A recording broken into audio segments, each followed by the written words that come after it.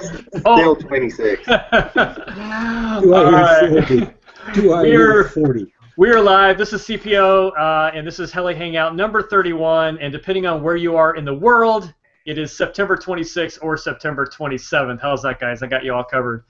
I don't know if it's September 25th in anybody's world, but probably not. Anyway, this is going to be another just hangout sort of a night. No special guests, just a lot of great discussion. I'm sure we'll have lots to talk about.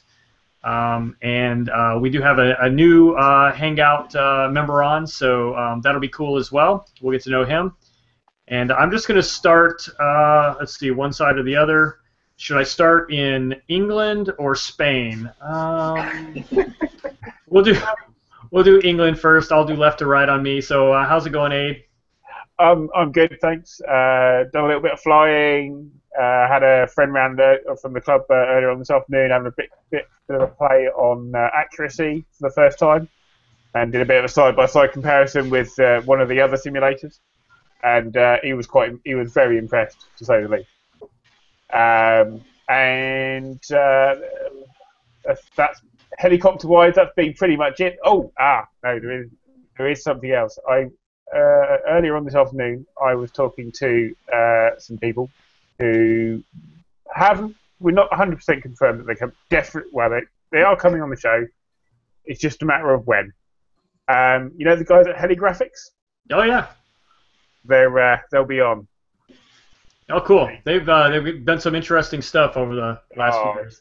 Yeah, I can't wait to have a chat with those guys. It's going to be really good fun, and also because they've had some pretty tough times as well with what happened on the TV show and stuff. It was quite a tricky time for them, and they handled it really, really well. I was very very impressed with the way they handled it. So it'll be good to have a chat with them about everything. Really good fun. Can't wait. Nice. So, but you don't know when they're coming on? Not yet. We're sort of in the process of organising dates and that sort of thing, but they will be on. All right, cool. That's awesome. Yeah. All right, let's see. We'll move down. Dave Morrow, are you there? Yep, I'm here. How's it going, man? Going well. Had a pretty good week. Really, really busy, and the weather's sort of been off and on with the wind. But somehow on Thursday, things sort of came together, and I had some free time, and the wind was semi-calm, so I took the foamy out for its maiden flight, and it was probably averaging about 10 miles per hour, maybe as little as 5, and maybe gusting up to 15 at times. So I was a little bit nervous putting it in the air. I took off into the wind, and I was surprised. I full throttle, and it was airborne in like 5 or 6 feet, and it just flew really well. One of the things I had read about, especially with the foamies, they don't handle wind as well. I think in part because they're so light, and the fact that foam flexes a lot in the air. So I think one of the reasons why I didn't think about it at the time, but one of the reasons why it actually did fly so well is because I had the Lemon stabilized receiver on it. Nice. How do you like that? Pretty nice? Yeah, I have to say I like it. I had a little bit of oscillation when I turned around and went into the wind. The thing shot right over my head like a rocket. I didn't anticipate it going that fast. And so when it was going really fast, I had a little bit of aileron oscillation, but that quickly settled down.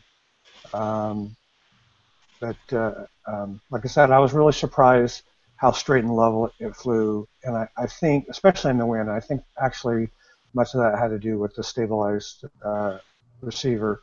So for, I think it was like $25 shipped. I thought it flew really well. Nice. I've never flown a plane with stabilization yet, but I am a big fan of the Lemon RX stuff. They've, for their price point, they seem to be pretty solid. Yeah, I did a quick range check on it, and I was actually really impressed. I walked away about as far as I could from it, and I had absolutely zero issues with range. I flew the plane. It was probably at times 60, 70 feet up in the air. Because of the wind, I actually at times had a hard time even bringing it back down. At one point, I cut the motor completely, and it just sat there like a kite in the wind. So I had to, I actually had to power the motor up again full speed and put it into a dive to bring it down and move it forward in the wind because it was getting quite a ways away from me. It just flew really well. The ailerons on that thing they're and I was a little bit concerned about this because they're full ailerons, the entire width of the wing. So I knew they'd be a little snappy, but yeah, they were. A little bit of aileron, and that thing just rolled right over on its side, knife edge, very quickly. Nice. But equally, it leveled right back out. And again, I think it was the stabilizer. Because when I brought it back in for a landing, I dove it into the ground. I leveled it out just a few feet off the ground, cut the throttle, and I mean, it just was a perfectly textbook landing. It was great. So the only thing I think it's hard to tell because of the wind, but I'm guessing it might be a little bit tail heavy. I might have to put a little bit of weight in the nose based on how it flew, but I can't tell how much of that was just due to the wind or not. It's my first time actually flying a foam plane. So. And it happens to be one that you hand built from no plans, which is pretty cool. Yeah, other than the wing that I copied off of Lee, everything else I did the fuselage and everything pretty much made it up as I went. The other thing I noticed is I probably should have made the rudder a little bit bigger because I didn't have a tremendous amount of yaw authority. And again, I don't know how much that has to do with the wind, but bank it with the ailerons and use the elevators to crank it around. That's fine. But using the rudder really didn't do very much for yaw. You don't use the rudder really on a plane that sort of size. It's mainly just for rolling off the ground and really low speed, kind of flat turns. You might use a little bit just to keep the tail from cutting the corner too much, kind of like rear wheel steering on a HGV. You don't use it to do the turning. You use it to stop the back end from cutting the corner too much.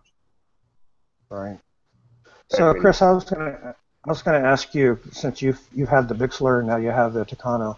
Have you flown both in the wind, and what's your experience with foam versus balsa in the wind? Actually, it's kind of funny because I think this came up in the RC Hangar Time discussion too. If I recall correctly, we talked about this exact same thing. But I've flown the Bixler and the Sensei and the Tucano all on the same day, like back to back to back. So I've done foamies and then the balsa. Definitely a difference. My foam planes tend to buffet in the wind more, and I can especially I take off and it's a crosswind. I get this kind of like buffeting that I can just physically see it moving around. Whereas the Tucano seems to be like more of a dart right through it, and I'm assuming it's because of the rigidity of the airframe and the wings that it doesn't seem to be as effective as much. But I can tell a big difference even on similar sized planes that the foam ones move around quite a bit more.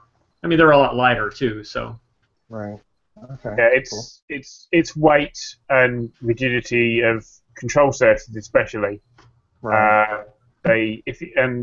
And also the speed makes a difference as well. If you're going quite slowly and you get a 10-mile-an-hour gust, that will, if you're doing 10 mile an hour, that could quite easily double the amount of lift that you're getting. But if you're doing 40 miles an hour, it's a lot less percentage airspeed change, so you don't get as much of a lift increase. So it's not as much of a bounce, if you know what I mean. That's a good point. I never really thought about it being relative to your current airspeed, and that could explain a lot too, because that Tucano is like a rocket. That thing screams across the sky. So Yeah. Yeah, it makes a huge difference, airspeed. okay. So, other than that, I built a second tricopter for my brother-in-law. He lives in Southern California, and he was up here, so we took him out and introduced it to him. And there's nothing that lifts your spirits more than watching somebody who can't fly worse than you. I've had a lot more experience at it, a lot more consistency at flying both the helis and everything else. He hasn't really flown anything, I think, much lately.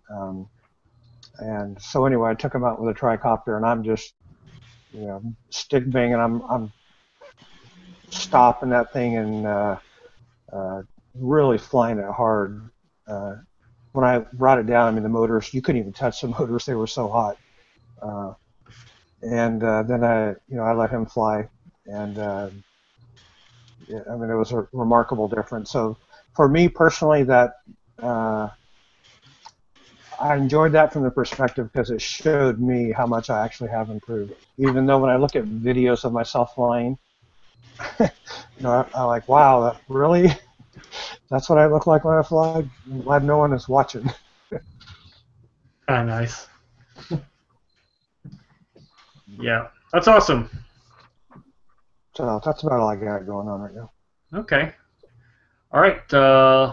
We'll see. Ed, what are you up to? All right. Well, not much. Just waiting a couple of new frames. I'm gonna I'll rebuild one of my quadcopters. I've been thinking a little bit hard, but it probably is gonna be down the road a little bit more. I'm building a new 450 or 550. I still haven't decided helicopter, but that depends. Yeah, that depends on the money. So yeah, I still think I'm gonna go. I still think I'm gonna go with the quadcopter. Well, multi rotors for a couple of months, and then I'm gonna jump again probably on one of the helicopters. And yeah. Well, I'm not sure yet, but yeah. I want to make a couple of FPV flights before and save up some money for the heli. Yeah. So one of the I wanted to try the new frame from RC Timer for the quad. So order one, and I'm gonna set it up for FPV. And let's see how that little frame. I'm a little bit intrigued that it's foldable, and I really want to use that space of foldables. So let's see how that goes. I'll keep you posted. I think I'm going to get a hang of Google Plus updating pictures and built videos. Well, not built videos, but probably built pictures under Google Plus. Let's see. Cool. So the RC Timer, is that the flip and roll stuff that they have been out, or is this something different? No, it's you never gone to their webpage. There's yeah, they're kind of a hobby team, but less bigger. They have cool products. They have good products and very affordable. They're not that expensive. And a couple of knockoffs from DJI. Or probably they build for DJI, because I'm interested in one of the S800 that they sell, and oh man, I've been tempted to purchase that. Plus, you need to add your own flight controller, and that's another grand for a good one. Otherwise, you can build it with the NASA version 2, but I'm not sure if it's way too much for it to handle because of the size of the Hexa.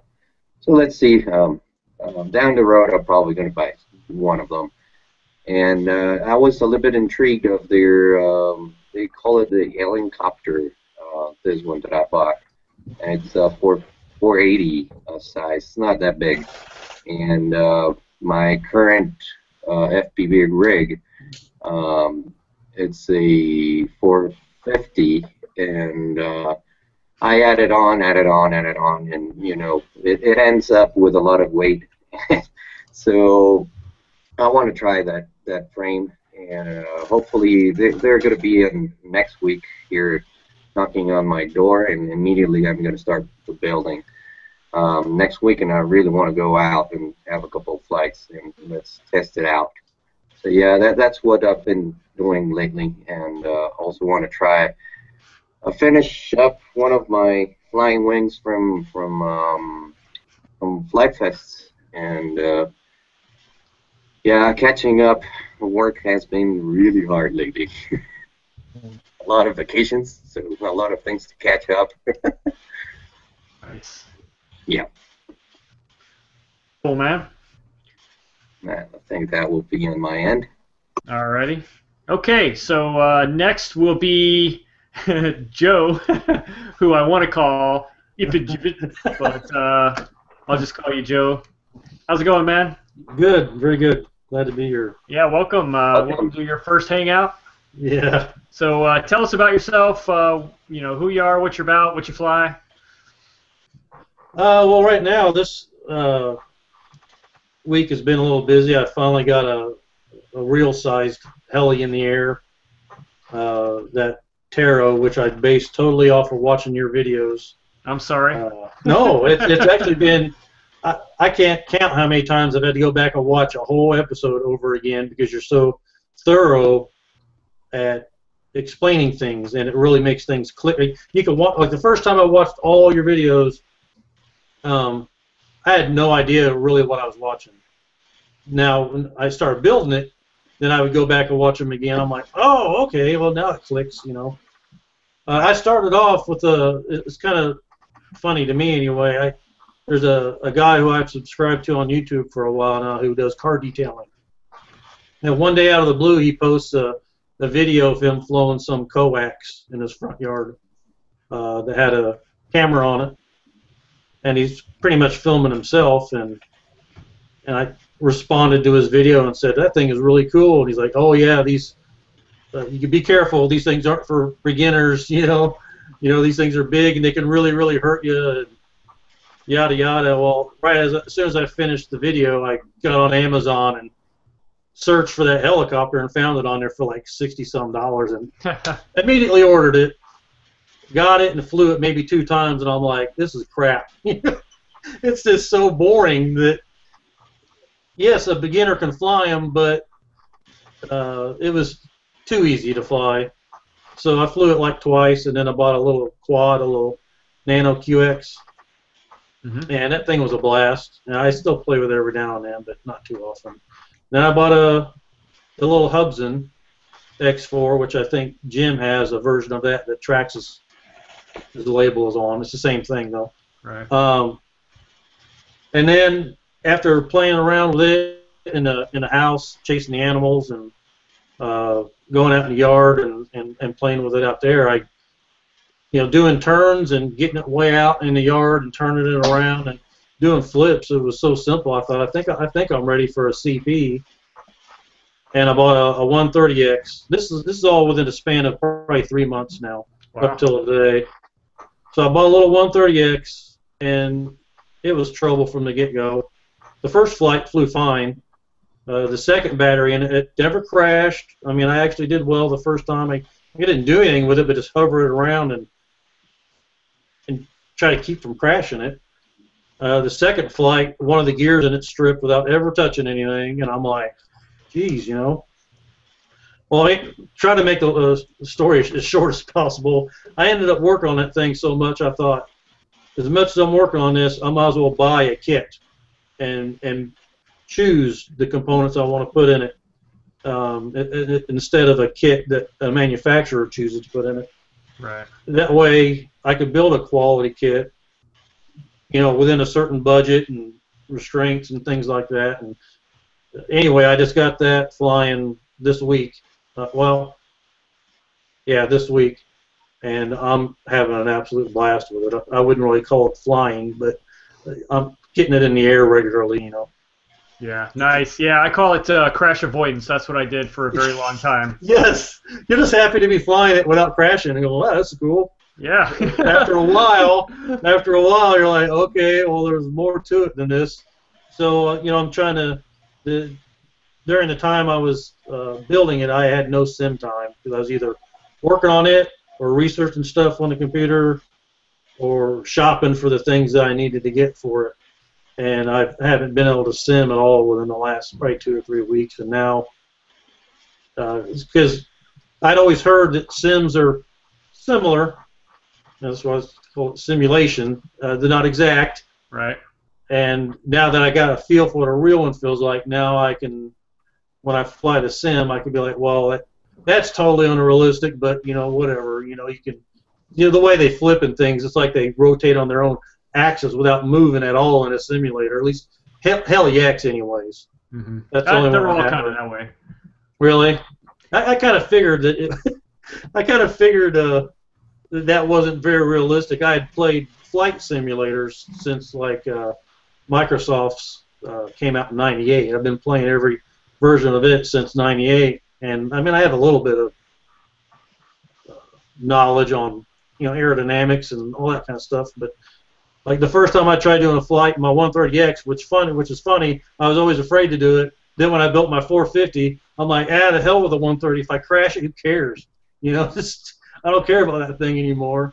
The first time I tried doing a flip in it, I mean, it did this great big 10-foot roll flip that was nothing at all like the simulator flip where it does it on itself. And I was like, okay, well, now I know.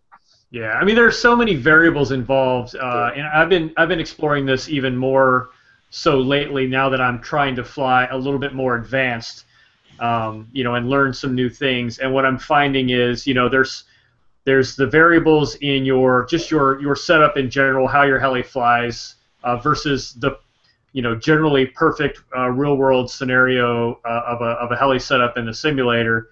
But then there's your rates and your head speed and your, you know, weather conditions and all those things that play in at the field. On top of that is that just nervous factor of now it's the real thing. Yeah. And so things that I think I have a pretty good handle of in the simulator, I get out to the field and it really is like I'm trying it for the first time, although in my head I've worked out the move, right, the stick movement that I know I need to do.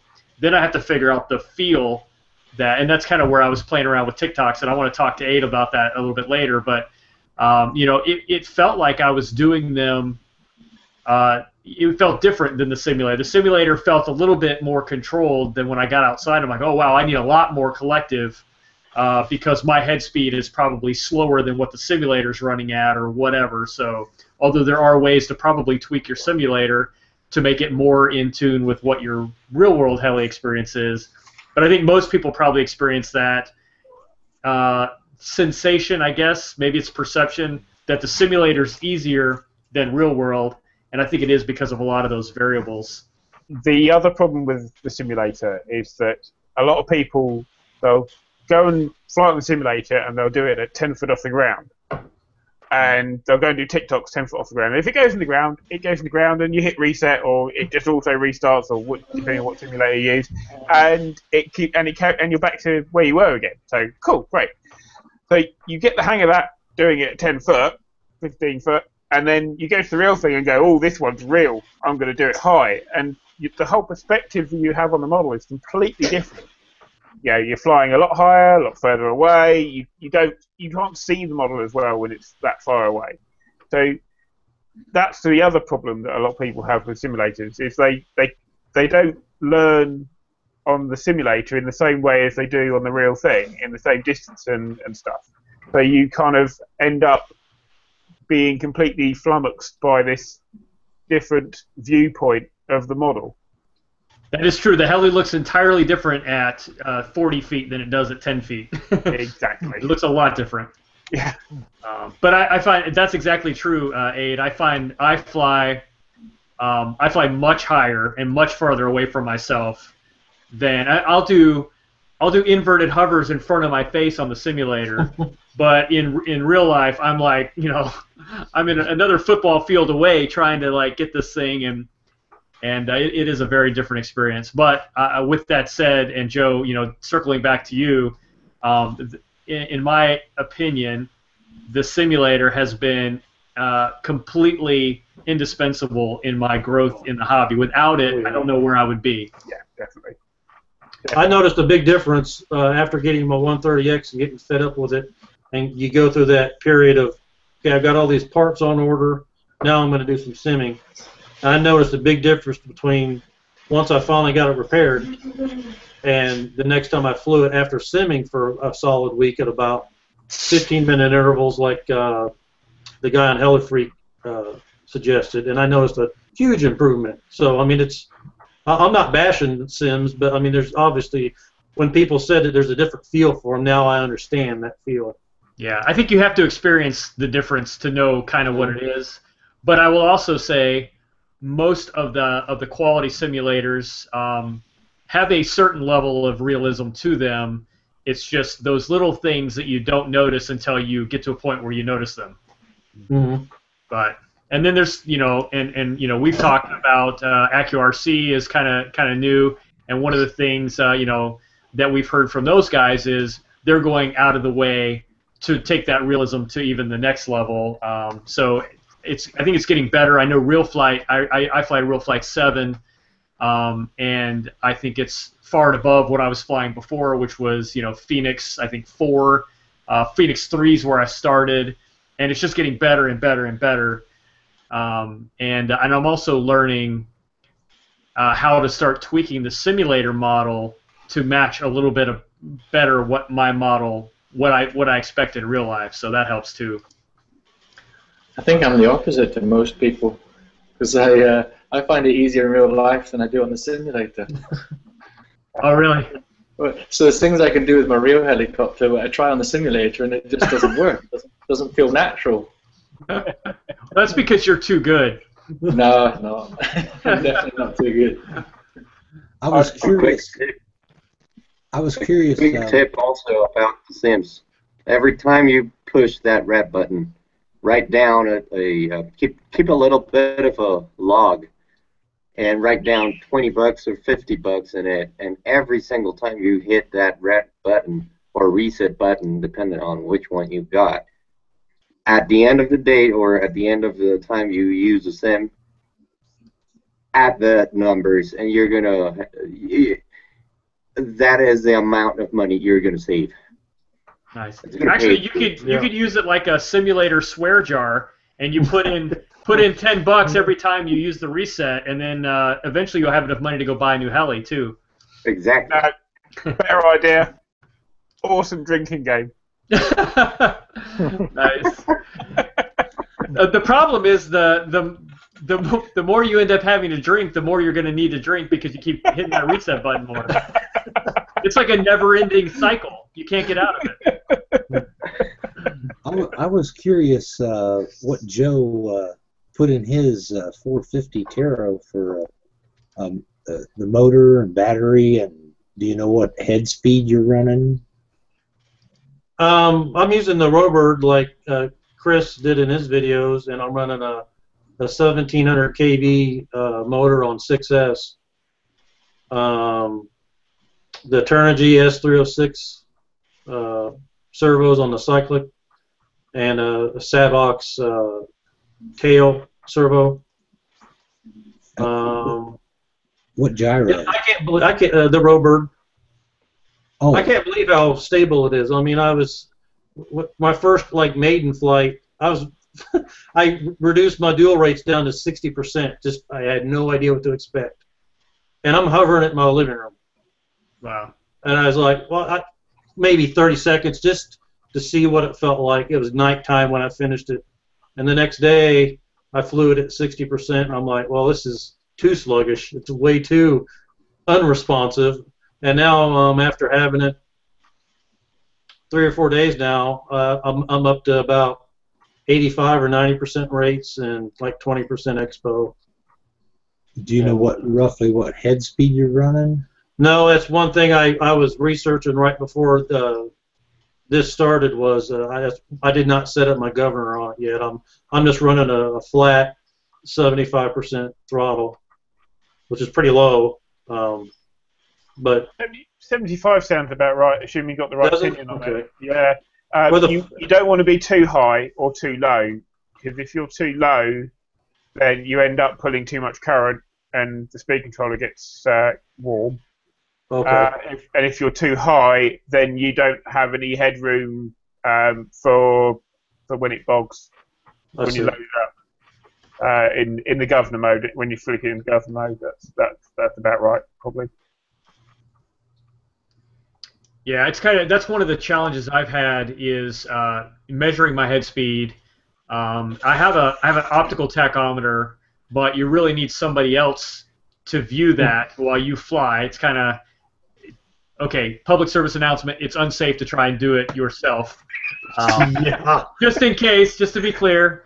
But the optical audio analyzers are actually pretty accurate. So I've been known to record mine and then just run it through an audio analyzer to get the head speed out of it. But one of these days, I want to actually get it out and have my son tack it for me, so that while I'm actually in a hover state, so I can see what the actual head speed is. But that's always been a mystery to me, is what my actual head speed is. And it's funny because people who have been flying for a long time will immediately look at it or hear it, I guess, and go, "Oh, your head speed's too high or too low." And I'm like, I don't know. The thing spins around and it goes in the air, and they're like, "Oh yeah, too fast." So Well, that comes back to a head speed. Do you want, like the Robird software? It doesn't give you the head speed. It gives you the approximate motor RPMs and things like that. Do you want your head speed set at hover pitch, or do you want it set at 0 pitch on the ground? It should be constant no matter what the collective pitch is. In an ideal world, in a perfect world, it will be, no matter what collective pitch you've got, it will be exactly the same RPM. Okay. In the real world, it does vary a little bit. But a lot of people got sort of overly pedantic about head speed. And as long as it's in the right general ballpark, it doesn't really matter. The higher the head speed, the more active it will be, the more collective power you'll get, and the more cyclic power you'll get. But it pulls more amps to spin the blades in the first place. Obviously, the head speed goes up, so there's more drag on the blades for the same amount of collective pitch.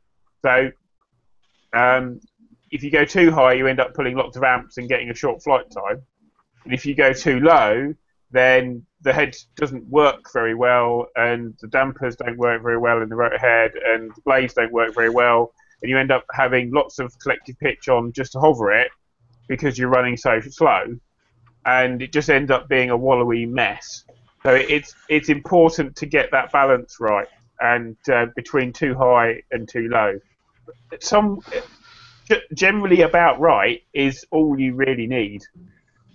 Getting any more accurate than that is just not an issue. Especially these days on electric. On nitro, it used to be a bit more pedantic about it because you wanted to be a little bit over the peak power, so that when you bogged it bogged onto the power curve rather than falling off the bottom of it. But with electric, where you produce 100% torque from 0 RPM, it's not an issue. It's more just about making sure that it's running efficiently. Nice.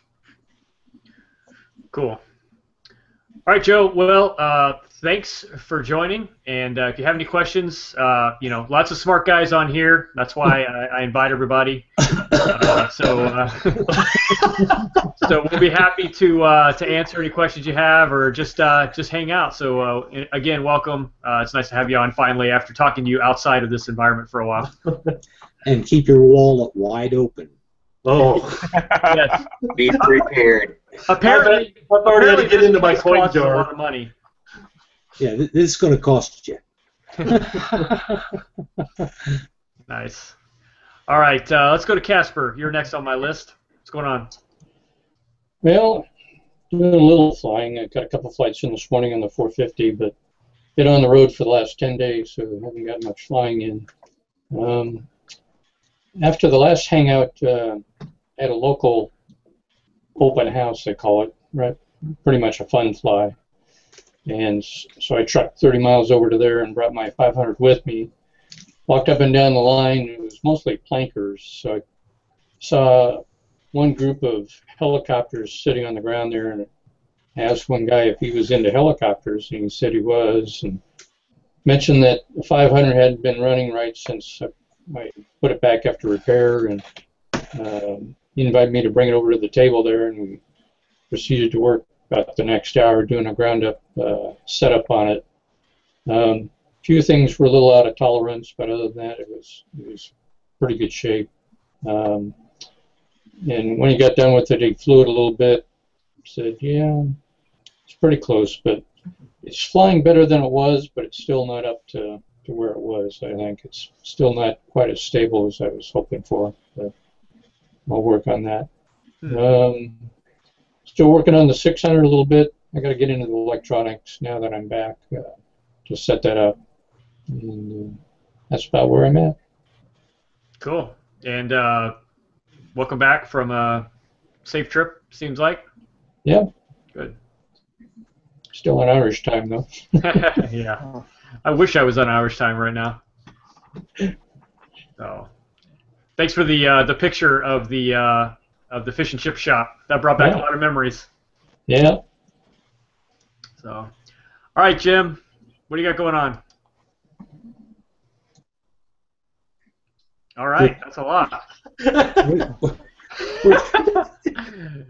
Jim Shaw, how's that? Oh, okay. I thought there was there's usually several Jims. Oh, well, I just got my 450 Taro back just a few hours ago. Oh, good. Remember I took it into that guy that flies for Blade, and he goes through it just like he had just bought a ready-to-fly one. I mean, he takes every screw out, makes sure everything's Loctited and all that stuff, and he found nothing that wasn't Loctited. He made a index card up of anything he did. The main thing he found with it was supposedly, in his opinion, the tail servo is not really working correctly with the gyro. The timing or something, the frequencies are not right, because he said it wasn't as solid as it should be. He did make an adjustment in the rod to change the pitch of the rotor blades, tail blades, a little bit, and he was I've got the card here. He dropped the top speed down to 70%, because he said with that motor and that 6-cell thing, I mean, that helicopter has the potential to be a real rocket, that it's going to move. So he dropped it down to 70%, and he changed my pitch and idle curves, and he flew 3 battery packs through it, and he's got it trimmed for hovering. And he said really the only thing that he would still improve on would be get the servo that's going to work with that gyro.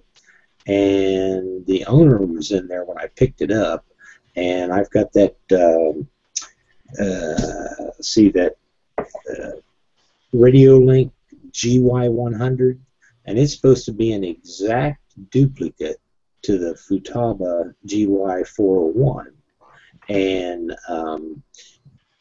so I looked on the internet, and I found that Radiolink gyro, and it said to only use Futaba S9257 servo with it.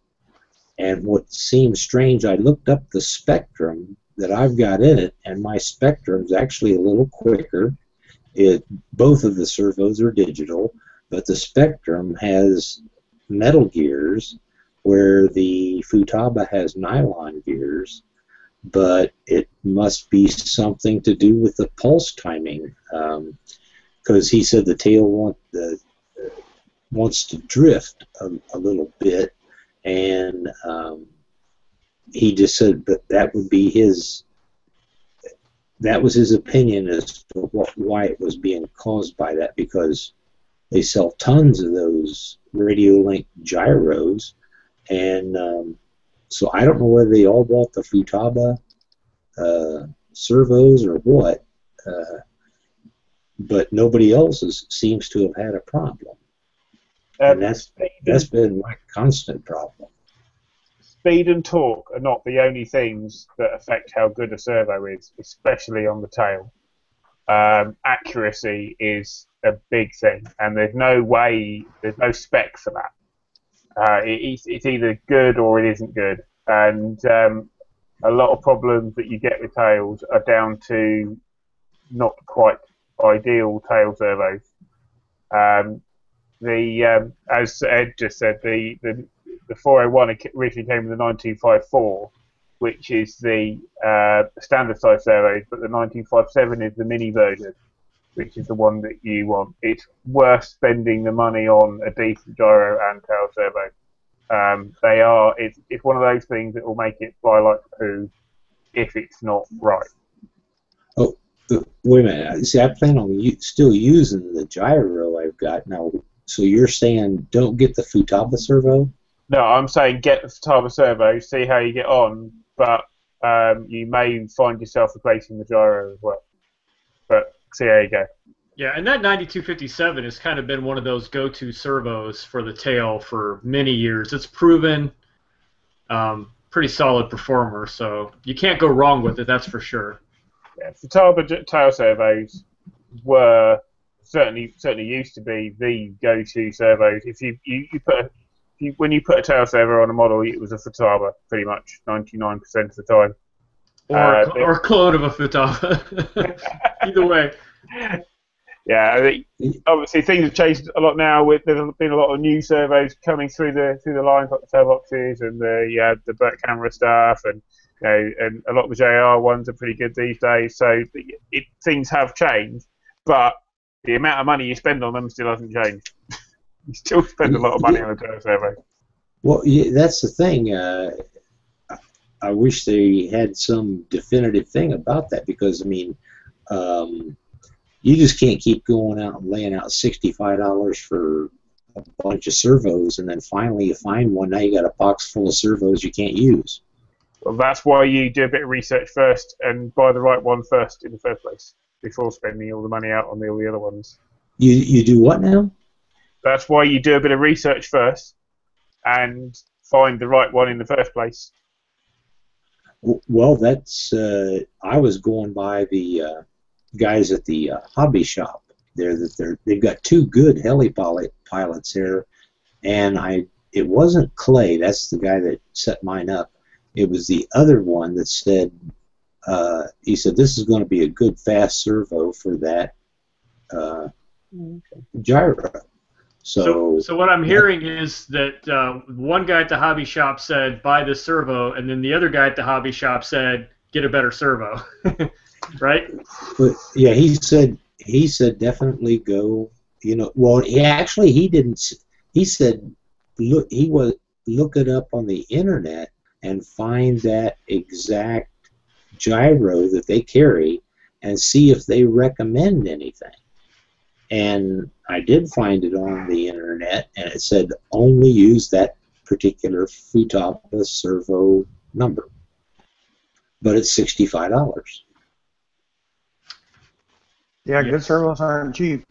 Yeah, spend the money. It's worth it. Yeah, I haven't. Well, since at the time I got it, I haven't had a chance. Tomorrow, as long as the wind calms down around here, I was going to take it out and pop it up and see how much wag he's talking about, because he's a 3D fanatic, so I don't know what he considers not good enough. Yeah, that's a good point. Is what he considers to be slow and drifting may be fine for your level of flight. So yeah, definitely check it out in its current state after he's gone through it, and then you'll at least have a sense of where to start. But you know, I agree. I started out fairly cheap on servos with my 450. As a matter of fact, my very first servo that I put into that was a Futaba 9257 clone. Used the same gear sets, the same case, but it was some sort of a knockoff brand. I don't remember now. Phytech. Was it? Is that what it was? Yeah. You watched the videos more recently than I have, so Right. But I burned it up on the bench accidentally and didn't even ever fly it. And then somebody donated. Some guys on Heli Freak actually got together and started donations to get me a new tail servo so I could keep my videos going. And I ended up with a holy crap, I don't remember now. But it's still the same servo I have in there. Is that the one you walked away? KST in there? Yeah, I think it's a KST. 515 MG, I think, is what's in there now, and I still have it in there. But I don't know if it's much cheaper than a Futaba 9257. It's probably a $50 servo. So. And what gyro are you running on your 450? Well, I'm running fly barless with the Robird G31. Oh, okay. So. Yeah, because I thought about that fly barless stuff because he was talking about that. He said, well, you know, he says your next step. He says a fly barless is going to be much more stable than the fly bar. He says you're going to have the 3-axis gyro and stuff. He said you're going to be spinning, you know, 2. Yeah, I mean, you can get a Robird for what are they going, Joe? What'd you buy yours for? Probably They're $60, $70. It's like $75.99 is a pretty standard price for them anywhere.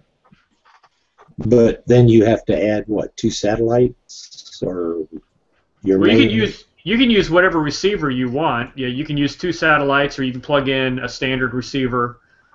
I've got my Spectrum receiver. That'll work. You can plug that in there. It can handle it. And then, do you need 1 satellite along with that? Yeah. Well, you don't need on a 450 size heli. Most people will say you can get away with proper antenna placement, get away with just 1 receiver, just fine. I erred on more receiver points better, so I put 2 satellites. You can do a receiver and a satellite, but the changing from fly bar to fly barless doesn't change how many receiver antennas you need. So if it's flying fine now with the receiver you have, the adding a Robird instead of your flybar isn't going to change that. Okay, because I had looked up on the Taro site there, and you can buy that whole head assembly and change it over to flybarless. Yeah, oh yeah, you can get it. As a matter of fact, I saw Dave on TaroRCHeli.com just posted like 20% off sale or something crazy like that. So if you're thinking about it, now's the time to do it because he's offering free shipping with a huge discount. That's over. It ended on like the 23rd or something like that. Oh, well, it was right after I placed a big order. I was like, but dang it.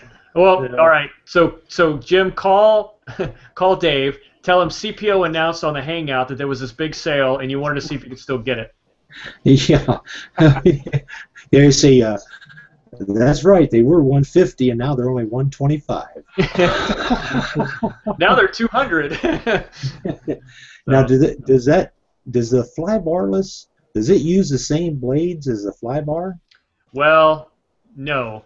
They're weighted a little bit differently. A can probably give you a little bit more of the details, but for the short story is you should get fly barless blades to put on a fly barless heli. Well, see. Fly barless blades is what came with my Taro kit. All right, then. That was a fly bar. That was a fly bar helicopter, but it says FBL blades. Yeah, then you're fine. Well, I might look into that because. But you're still going to need a tail servo, regardless of what you do with your fly barless. See, everything on here costs me money. That's welcome to the club, my friend. Yeah. Welcome to helicopters.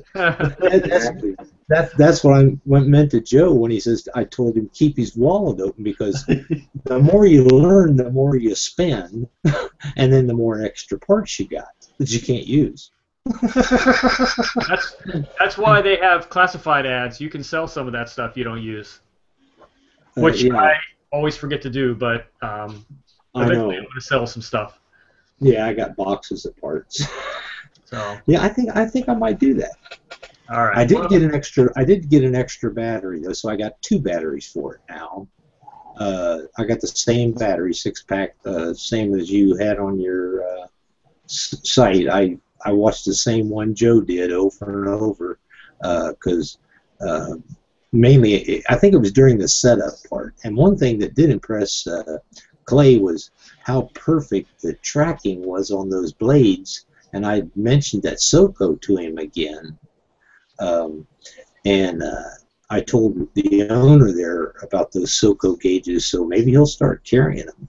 Because I said, cool. I told him, hey, you got one base that fits all the helicopters. All you got to do is move the gauge. And I'd sit there on one of those level table things, and after everything was all set up, I just bolted in there and I put it right dead on. And I didn't care if it took me a half hour to balance between the two, but yeah, he said when he spun it up and he had it, up right at height to watch it, which I wouldn't do, but he said all he saw was a single line. So he said it was right on. Nice. Well, here we go. This episode of the Heli Hangout is sponsored by SOCO Heli Tools. It's one tool for all sizes and all brands. No, I'm just kidding. We're not sponsored by, but we should be now. So Andy just gave you a great commercial. I told him even that I says, hey, it's even got a nice little bag, and I told him about the 2 different digital readouts, plus it had the bubble level in it, and I said, it's the greatest invention since the wheel. At least I don't have to buy all these different slide-on brain fart here. Swash levelers. I got one thing that does them all. Nice. Yeah, I agree. I love mine. So and yeah, it's awesome. So enough said until we're sponsored. I don't want to give him too much airtime. You'll get a big head. Well, and I got one, so he doesn't need to send me any.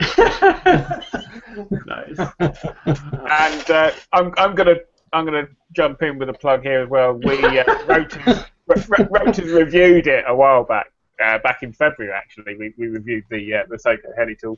We're gonna have a look at that over on Rotors. Nice. And this episode of the CPO Heli Hangout is sponsored by Rotors, the RC helicopter show, who is sponsored by SOCO Heli Tools. This would be so commercial if we wanted it to be. Yeah, and it's totally endorsed by everything's TPO. Yeah, there we go. Who doesn't make money, he spends money, which is the opposite of what we want to do. Yeah, I know. He's independently wealthy. Yeah. I'm about to be independent if I spend any more money. My wife's going to leave me. Yeah, on the news at 11. Yeah, but between that and the beard, which she absolutely hates, I'm this far away from the doghouse already. So, all right, let's move on to Spain and see how Lee does before he falls asleep on us. Morning, everybody. Hello. What's going on? What's been happening last month? Helicopter-wise, well, I think you saw this probably on the video. It was the warp had a little crash. Something missing off the back of it here. It's nothing important. You don't need that. No. I thought I'd got away with it very lightly. I broke the blades, but then once I ordered a few bits to do a bit of an upgrade on it, a few new bearings and things. And then just after I made the order, I had a look at the tail, and I was looking at it from the side and thought, well, that doesn't look quite right. So the tail at the back was about an inch lower than it is at the front. So the tube was bent, but I didn't actually see that in the beginning. I managed to add that to the order, and I'm just waiting for that to arrive so I can get it back in the air. And that was just another dumb thumb. The Goblin's still flying, still in one piece. I went to my first ever fly-in last weekend. Oh, really? Yeah, which Your was first one? yeah. Well, because I mean, I just normally fly here by myself on the beach, but That's there's got to be one horrible. there's one about sort of 13 miles away from here. It's more of a plane club, but there's a few guys that fly helicopters as well. So I went over there to see what was going on. I put my helicopter in the car just on the off chance they would let me fly it. And when I got there, I got it out of the car, and everybody just gathered around. There was like this sort of a Lamborghini, and everybody wanted to have a look at it.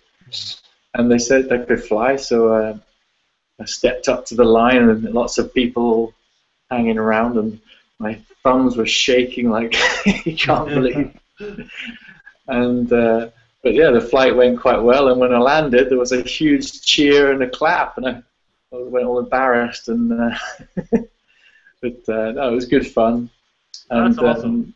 they had a big battery there that I could link my charger to, so I actually got to do 4 flights in one day on my Goblin instead of 1 flight per day, because I still only have the 1 pack. But no, it was really good. There was a few good scale helicopters there, and some huge planes, massive. I mean, you could almost jump inside them. But it was really nice atmosphere. Had a barbecue and everything. It's all put on free, so yeah, it was good. What size is your Goblin? It's the 570. 570? Yeah, okay. Yeah. So I thought you had more batteries. Didn't you buy some Revolectrix packs? I was yeah, that was the only set I bought for okay. the Revolectrix set. So I'm just waiting, hopefully, for a new job to start, and then I can buy some more toys. Nice. But at the moment, I can't buy anything else. Well, I will give an official plug now. Now that we've plugged enough stuff, you can save 10% off any Revolectrix batteries if you use the code CPO14. And no, they don't sponsor this show either, but they did give me a discount code, so go use it and save money on batteries. Okay, Yeah, no, I'll definitely buy some more for sure, because so far these batteries are going really well. I love mine, that's for sure. I got to fly one of those Hubsan X4 8 FPV quads the other day that a guy turned up with.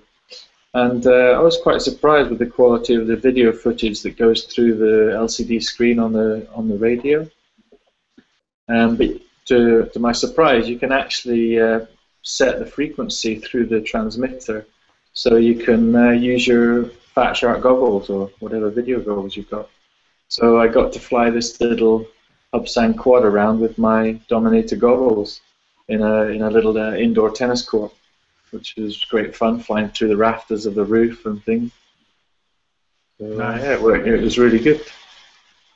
That's cool. And then I've ordered another quad.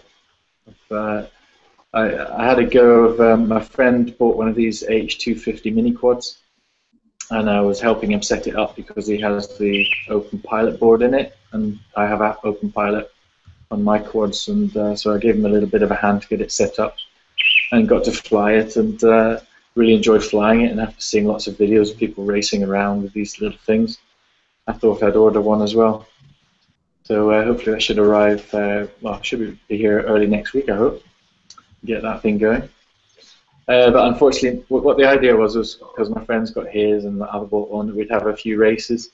But he's not very good with a quad in manual. He's got a QAB 500, the same as mine, but he flies it always in GPS. So his first taste of this little mini quad, he was a bit all over the chip shop with it, you know. But we got him going, and then I think the next day he decided to give it a little test flight on his own without me, and I got never to be seen again. Wow. So yeah, it was. I mean, literally, it only had it 3 days, and it had brand new, everything brand new. It had a Mobius camera on it. Had all this Fat Shark FPV gear on it. So he was a Check bit the power lines. Check the power lines, please. I mean, this thing, you don't realize how small they are, these little 250s. They're so small. So, I mean, it's off into the outback somewhere, unless some farmer stumbles across it or some cow. I think he's never going to find it again. But the next day he saw one online, secondhand, so he snapped that up. So hopefully we're still going to have a chance to do some races together when he learns to fly. So, yeah, that's it really. I haven't flown since the fly-in. I think when you go to a fly-in, you have a sort of rest period afterwards because you fly so much and take so much in that you just have a holiday from flying afterwards. I've had a few days off, but I think I'll go out with the Goblin this weekend. Nice. You need to have at least a couple of flights fairly soon afterwards, within a few days, because you do find that you get inspired. It doesn't feel like it, but you do get inspired by other people's flying. Unfortunately, I was the only one flying a helicopter. Nobody else flew their helicopters. Just the airplane guys.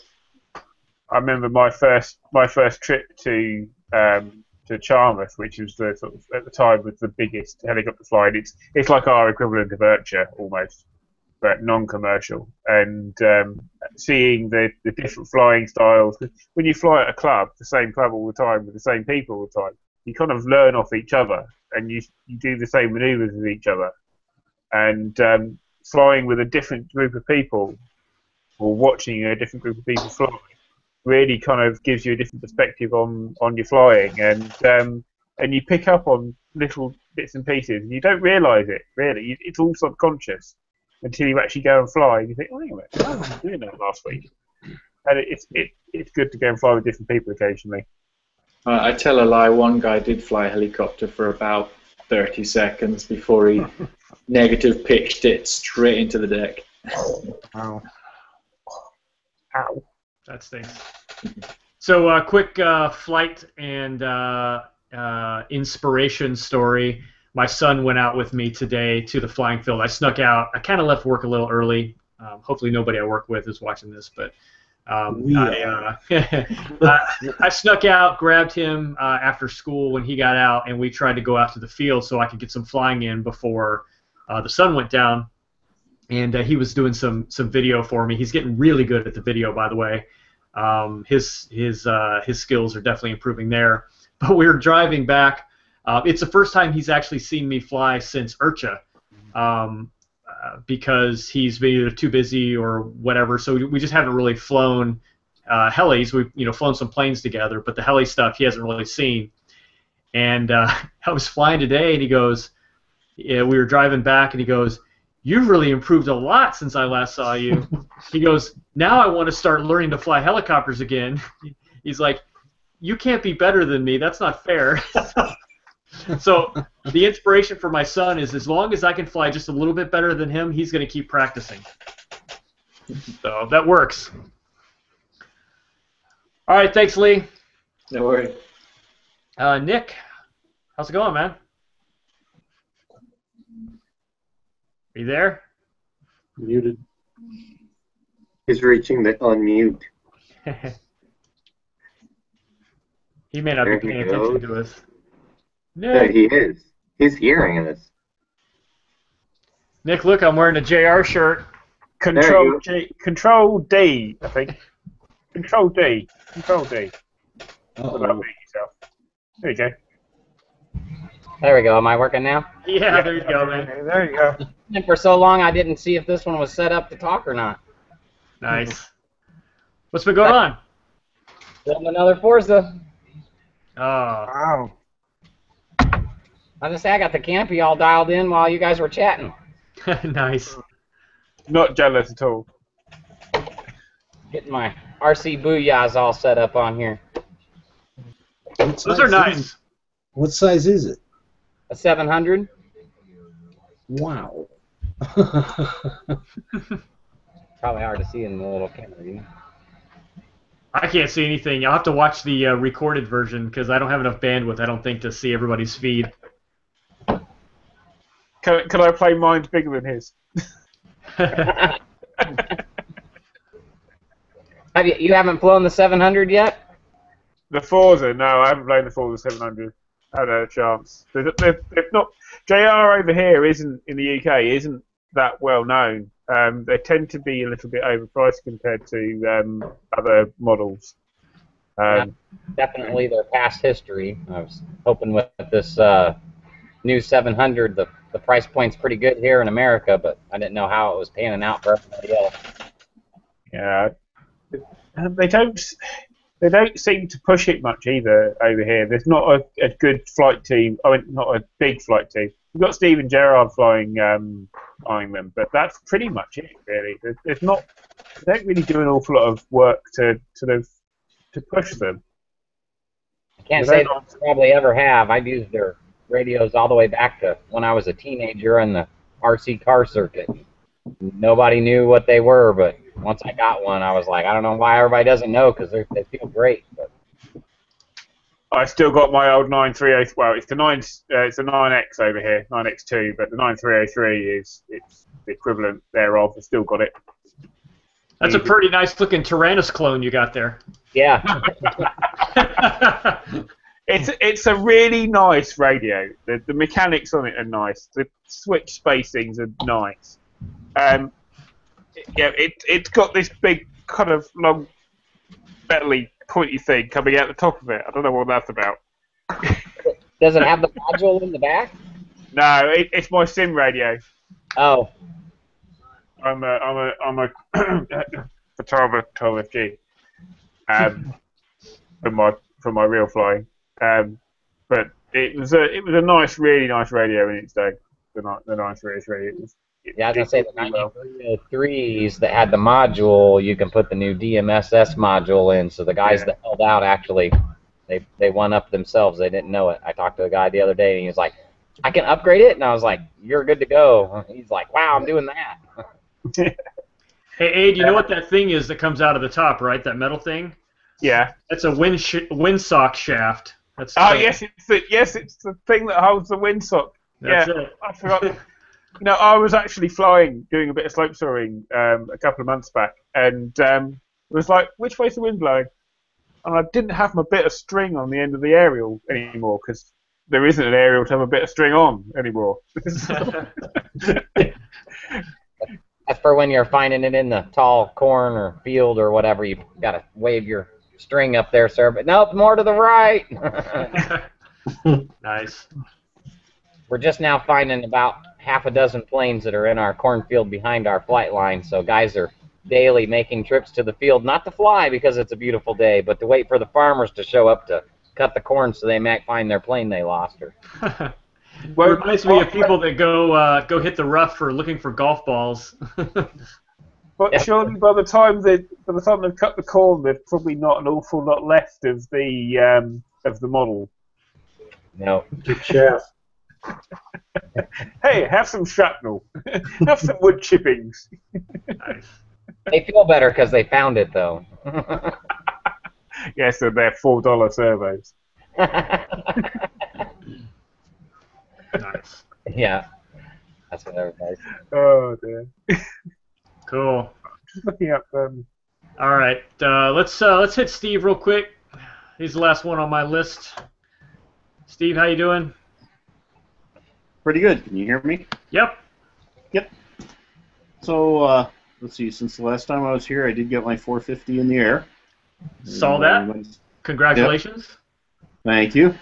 But I kind of lucked out on it. I posted. I don't know if you saw in the I don't know, the flight school thing on Heli Freak. I had a mishap with the attempted auto rotate, and I found out some more information on it today. So I don't know anything about auto rotation. So I had read that doing an auto rotate, hitting the throttle hold just before landing would help with not stripping out the tail gear. And so I wanted to attempt that at altitude rather than doing it close to the ground to see what would happen. So, so I flew You up- learned about autos then. Yeah, well, I put up about 100 feet in the air, and I hit the throttle hold, and I only had it on hold for maybe a second or so, and helicopter started dropping, and then I hit the throttle hold back on, and it kept dropping, and came down and down and down and down and down, and I got it to slow down just before it hit the ground, and I did manage to hit it completely flat and stripped out the tail gear, of course, when the tail struck.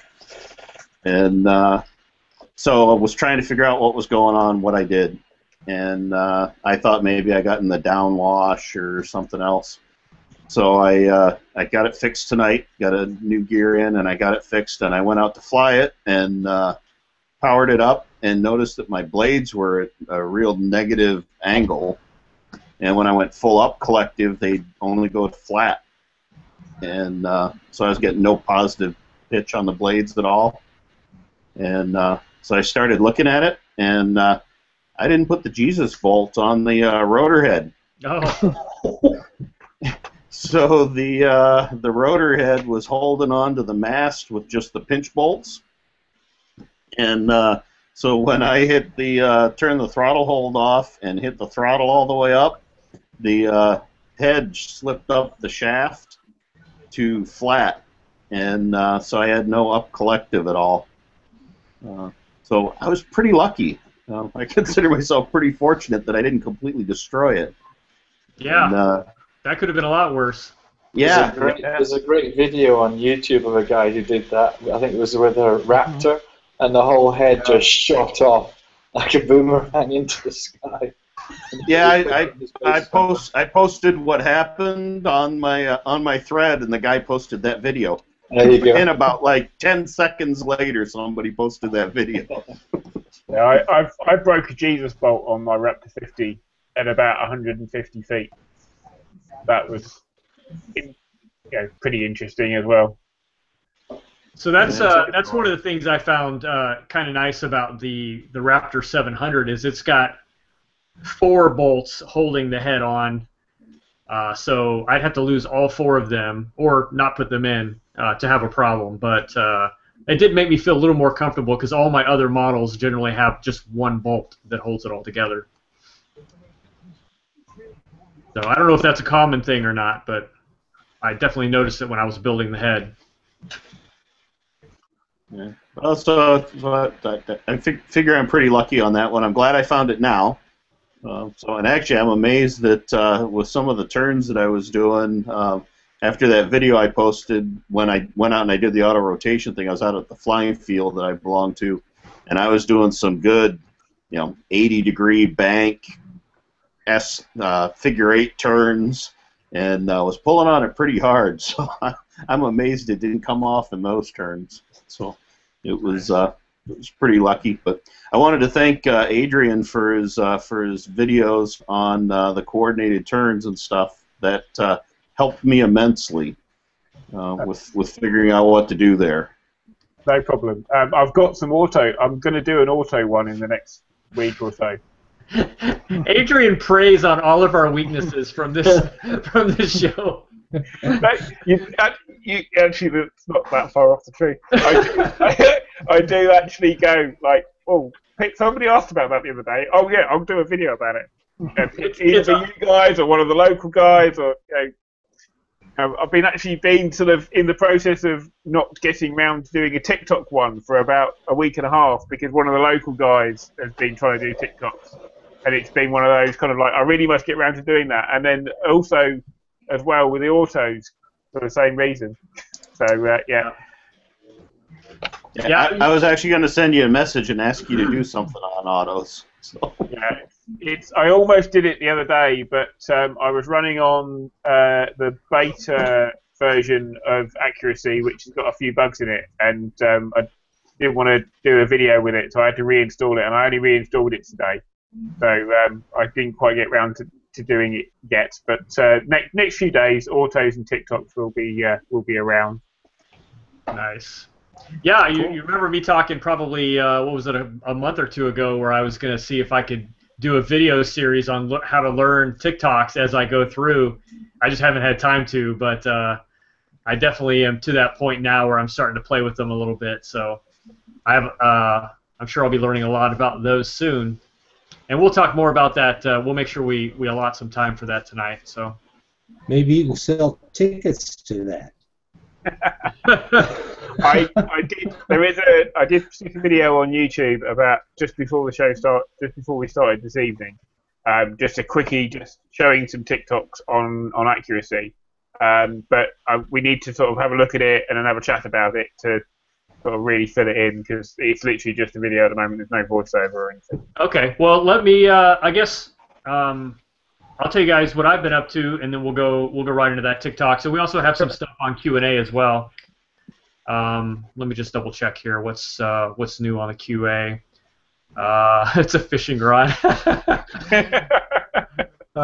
It's funny. There's so much to keep up with when you're doing a hangout. You've got the video and the audio from the people on the hangout itself, and then you've got chat and you've got QA, and I've got random like things all over the place. But that's pretty hilarious to go back and catch up on this. Okay, so let's see what I've been up to. Obviously, my 700 build is in full swing. I'm doing video editing on that still. The helicopter, actually, here, hold on. Drum roll. Yeah. I've got some fishing. Hang on. All right. Sorry, I ran to get this. Thanks for keeping yourselves amused while I was gone. Yeah. This is where it's at right now, which looks pretty awesome, except it looks a lot like Lee's helicopter. That's what I was just going to say. It looks like Lee. Dude, how long? When was Urcha? How long ago was Urcha? Urcha was what a little over a month ago, a month and a half ago. Right. It should be approximately 8 hours actual work to get from kit to fully built. It probably is. It's like 50 hours of video editing. Get on with it, man. Yeah. Don't fly it. It's a helicopter. You're supposed to be flying it, not videoing it. But I've got to video it. Otherwise, people will just stop hanging out with me. I started last night at 10 and finished at 2. Yeah. You know, one of these days, I'm just going to build a heli, honest to goodness, and not care who gets to see it. You know, I'm not going to do any video. I'm just going to build it. That's why crash repairs actually are kind of relaxing for me, because I generally don't record those. I just like do it, and I strip the whole thing out and work on it, and you know, I can stand in my pajamas and nobody cares. I can do it in the dark, but anyway, so I'm editing video on this, and I'm editing the frame video right now. As a matter of fact, I'll probably do the voiceover after we get done with this hangout, and maybe I can get that video released tomorrow morning. The frame's going to end up being 2 parts, only because I'm trying to keep the videos to around 10 minutes or so, and the frame is actually quite a bit more involved than just slapping the 2 pieces together, because there's all the other little parts, putting the servos in, putting the motor in, all that stuff. So I think I'm going to end up with hopefully two videos, 3 if I have to, but the first one will be out tomorrow, and then the next one will come out very soon after, and then really it's putting the tail box together and the tail boom on, and the rest of the electronics, and I'm ready to go. So pretty excited about that. It's been slow, but I'm a patient builder, so. Have you got your son to helping you with any of that yet? Absolutely not. He could care less. He's just not he's not a mechanical sort of kid. So he's okay with me building it. I'm okay with me building it. It's a win-win. He did get excited though. I got my stickers, the pilot stickers, and I put his name on it, and that got him excited a little bit. So, but he's the co-pilot. You still see my name's on this side. So, but yeah, that got him a little bit more excited. And matter of fact, he started playing on the sim after I put his sticker on. So, I think he took that as a hint. yeah, so that's good. And I got that ominous quadcopter that I did a quick review on. That was a little bit fun, but that didn't take very long at all. And actually, that turned out to be good timing that we got that because CJ is still a little bit nervous about. He's like everybody. He's a little bit more fancy-free and footloose in the sim, but in real life, he's really afraid to fly because he's afraid to crash. So the ominous was good because I could just put it in, beginner mode, self-level, and then he could just focus on paying attention to orientation and all that stuff. So we did a little bit of that today, and that was nice. Yeah, that's pretty much where I'm at. The 700 build is going to be my priority, and I really need to get that in the air soon. So in the meantime, I'm practicing with the 550. You guys have seen some video. I did get some video today that I'll be somewhere in between 700 videos. I'll probably put together a quick 550 video again. But that's pretty much it. That's what I've been working on. And so the TikTok thing came up because at least tonight because when did I do that? It was a couple days ago anyway.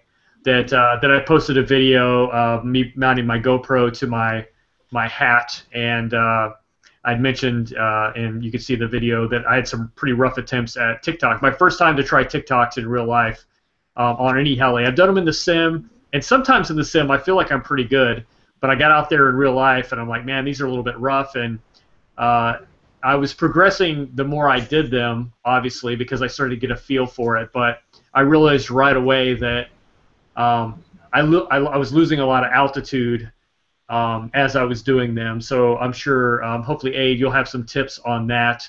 The key is obviously to try and maintain on a TikTok, a fairly consistent position in space as you do the maneuver.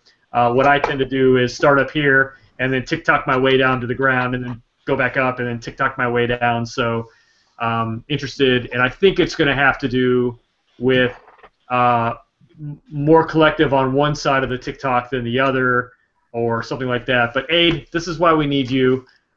Let me actually pull up your video.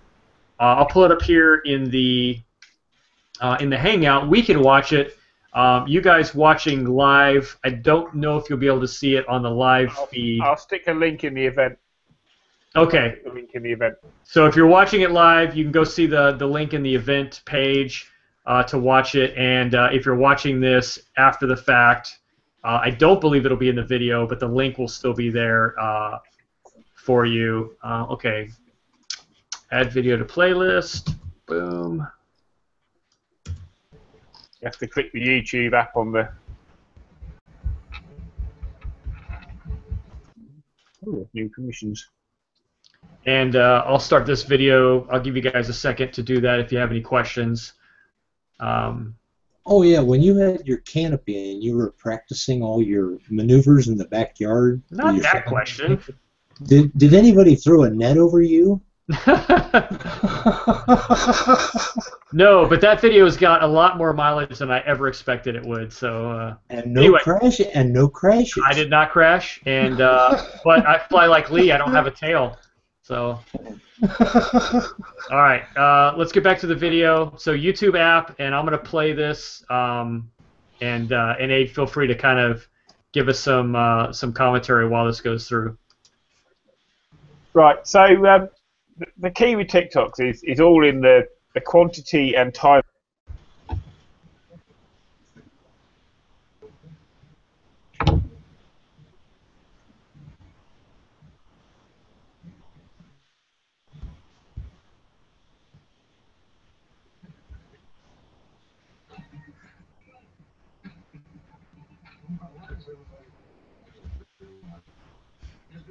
Aid, I think you're muted. No. Anyway, right. So it's all in the collective, really. You use very little collective and give it a little punchy collective. I'm just gonna mute the audio from the video because I'm talking over it. It doesn't sound very nice to me anyway. So it's all about how much collective you're using and how much cyclic you're using at the same time. What you were tending to do in yours, Chris, was keeping the collective on too long. So you're getting beyond the vertical, so beyond tail down, so say towards the inverted side, and you still had quite a lot of collective on. And of course, that's then driving the model down towards the ground. If you just use a little bit of puncture collective to move the model, you're not really having to move the model very far, so you don't need that much collective. And then you do a little puncture collective, off the collective, the model then carries on moving from the momentum, and then you rotate it with the cyclic. Okay? And then you little punchy collective back the other way, and then back off it again towards zero-ish, and then rotate it again. So it's collective, off the collective, cyclic. On the collective, off the collective, cyclic. Does that make sense? Yeah, I'm trying to, now that you're saying that, I'm trying to watch the video and... Look at the slightly wider ones, and then you'll see what I mean. The sort of the more rainbowy ones to kind of show it a little bit better. Yeah. I should have slowed it down a bit. You want to try to start lifting the weight before you rotate. Yeah, you don't want to have lots of collective and lots of cyclic on the same time. Yeah, so the concept of collective on, collective off, then cyclic is kind of the interesting part for me. And I'm watching your sticks as you're doing these maneuvers. Whoops, I lost it. Please remove it. Oh, Lee. Oops. Sorry, I'll add it back in. It's a windy day. You just positive collective back to center because you can rotate back with the wind. Yeah. Let's ignore the wind for a minute because it's kind of that.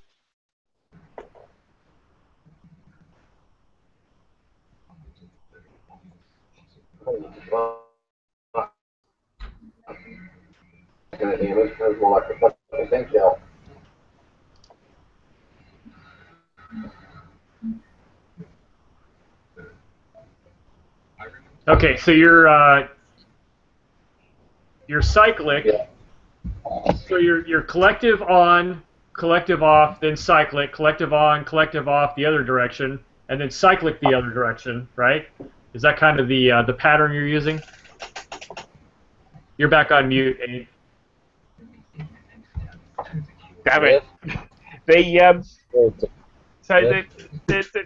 key, if you think about what the model's doing, how much the model is moving, you don't need to use that much collective because you use the collective to make the model move on the x-axis. Yeah. Right. So you don't actually for straight. If you're just rotating on the tail rotor, like this, you don't actually need that much collective because you're not moving the model very far. So if you find yourself using a lot of collective, what you're doing is you're overpowering the model, which then means you have to then overpower the model to get it to stop at the other end. So if you use a lot of collective to do this, you're getting the model to move a lot, which then means you've got to stop it as well, which that takes a lot of power. So if you don't use very much collective and rotate it more on the cyclic, then it doesn't take as much power to make the model get the model to do that.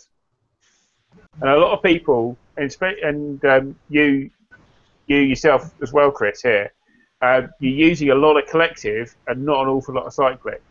You want to use less collective and a little bit more cyclic, and just make sure that you're not on both of them at the same time, and come off the collective earlier because you were. On a few of them, you were getting to here, and you still had a lot of collective on like 45 degrees sort of tail down. You still had a lot of collective on, so that's driving the model down into the ground, which is why you're losing height. If you get off the collective as you're coming through the vertical, then the model's slowing down by itself anyway. So then you don't use as much opposite collective to get it to stop. Yeah? Yeah, that makes sense, and I find perhaps that explains it's kind of like a cycle, right? Because like you're saying, I'm using too much, and I got to use more the other way to counter it. Then I got to use even more, and then I end up getting to a point where I'm just moving away and have to stop and start back all over again. Have you got the link to your video and just forward it through to? Yeah, let me. I have to Google it.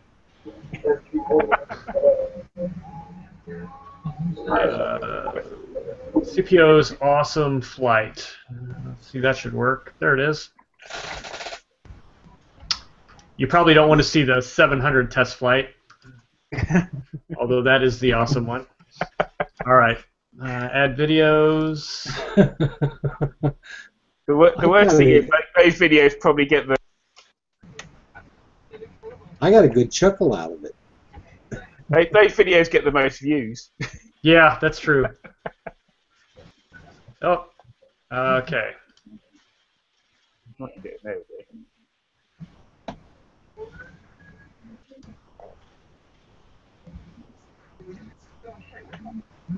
Well, it's mine again. Yeah, how do... Click on it. It's not letting me click on it. I'm going to remove yours from the playlist, I think. I think it's trying to play them. There we go. There's mine. All right.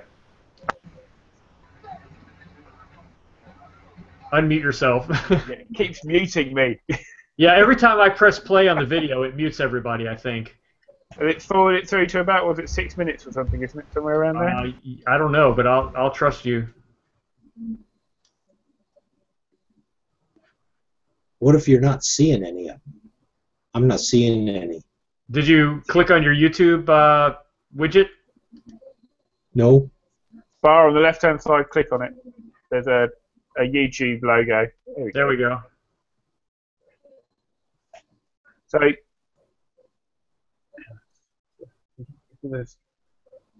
you can really hear the model working hard for it too.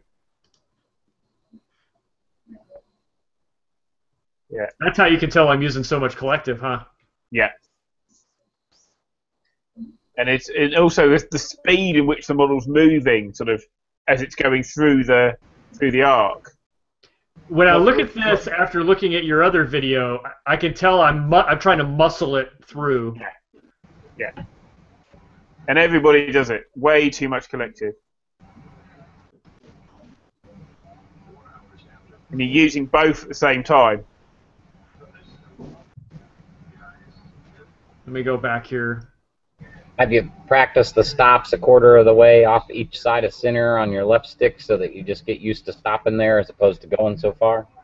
No, I haven't. I haven't tried any real tricks yet. I just literally was like, I'm going to try this, and it was tough. I mean, it was tougher than it was than I thought it was based on my sim experience.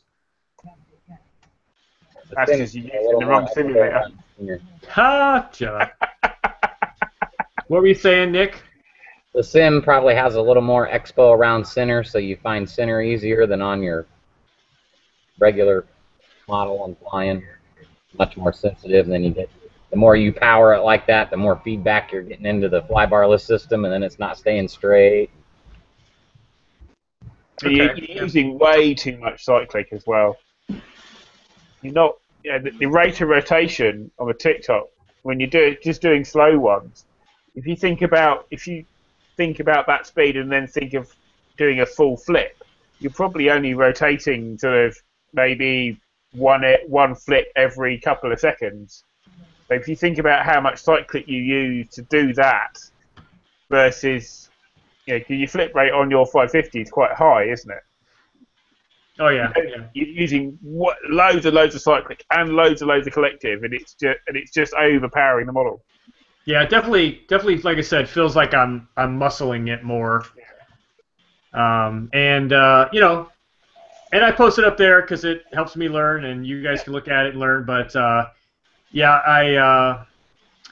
feel like in my head that I have to give it lots of collective so that, because if I put the model straight up, it's just going to fall, right? So I think in my head I'm thinking I've got to always be pushing it back in a direction as opposed to kind of letting it more naturally go that way. So you do need to give it the collective on that first bit. Sorry.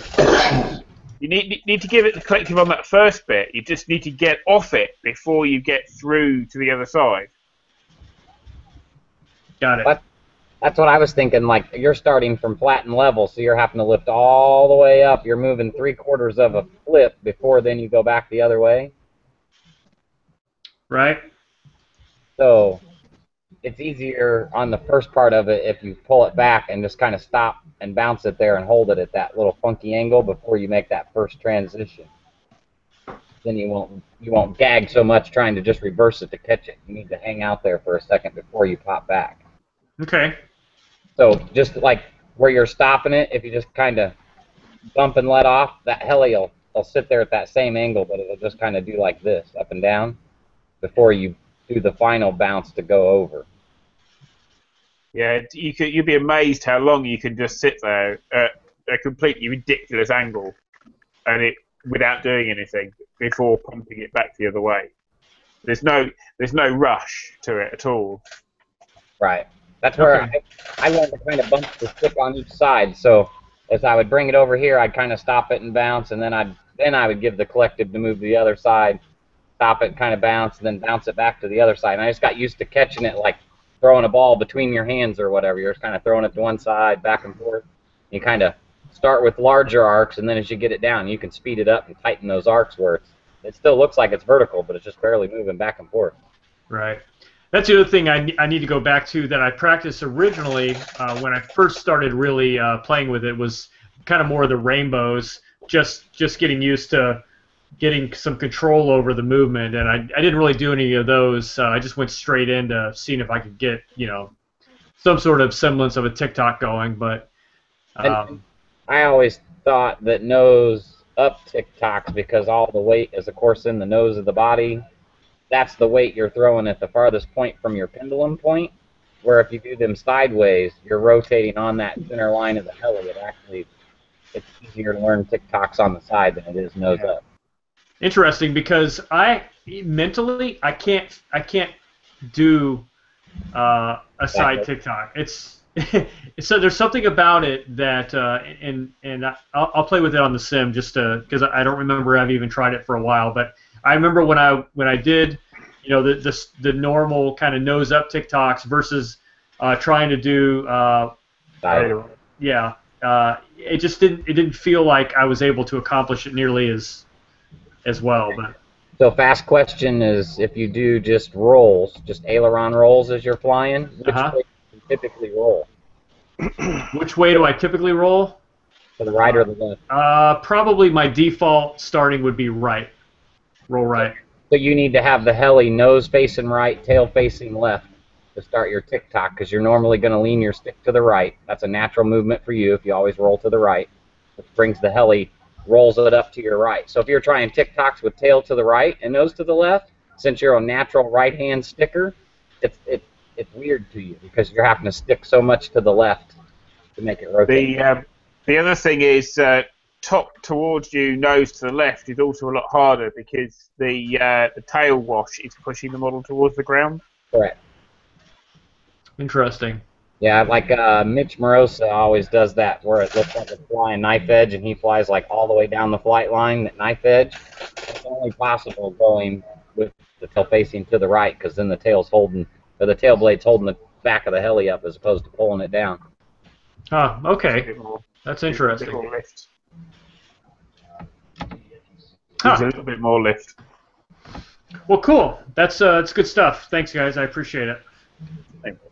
We have a few other questions I want to make sure that we hit because we are about 20 minutes left for the evening.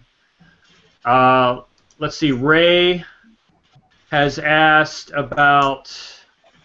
I watched a video by CPO. It was about rebuilding a Taro 450 and installed a Taro RC 450 Pro and Pro V2 one-piece main shaft mount. Would this fit in other clone 450 Pro helicopters?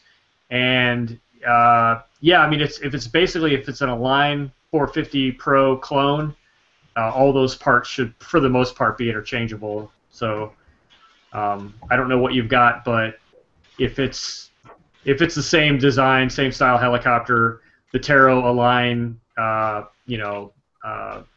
parts should all interchange with those similar helis. So hopefully that answered the question. Let's see, that's Power 9. I think he's got some questions here.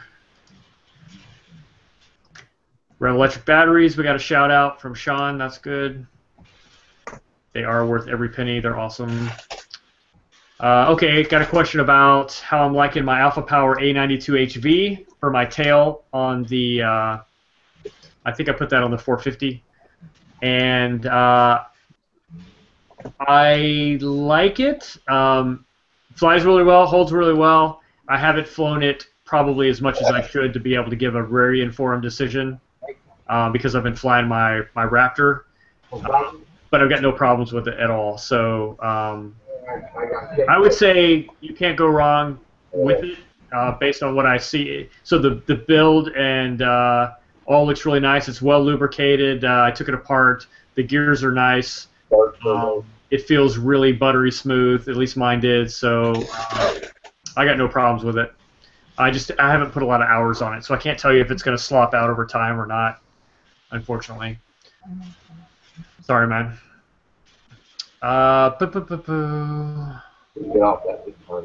Think 1 and 2 and 3 and 4. The ands are 0 collective, so there is some more tic-toc help. Tic-toc help. Thank you. Cool.